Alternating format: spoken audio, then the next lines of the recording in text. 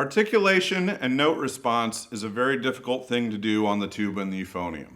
A couple things that will help you is the syllable that you use while you produce the beginning of each note. I teach a da syllable for two reasons. First off, on conical instruments, the D syllable is a little softer and it doesn't quite sound as explosive as a T syllable sounds. So if you think ta, ta, ta, it's a little harsher note than da, da, da. And it depends on the student. For some people, the T syllable sounds great. For most students, the da syllable is going to sound wonderful.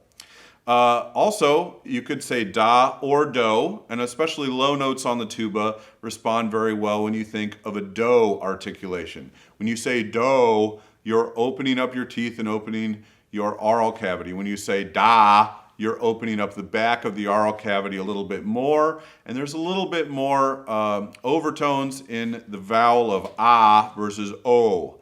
So as you can hear, even when I just say those syllables, you're actually picking up on some different sounds right away. A couple other things that we want to think about when we're thinking about both note response and articulation is we want to think about the back of our oral cavity being as large and open as possible, and all of this air energy being channeled directly to the aperture, which is where the center of your buzz is going to be, right in the middle of your lips. So all of this comes right to this point here.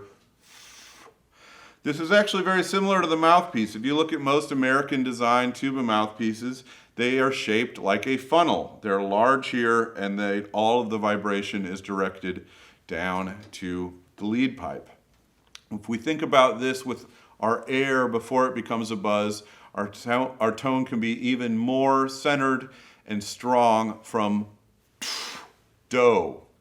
It's wonderful to take an exercise that's very easy and just play something like a B-flat major scale and practice your articulations on each note of it. So perhaps something as simple as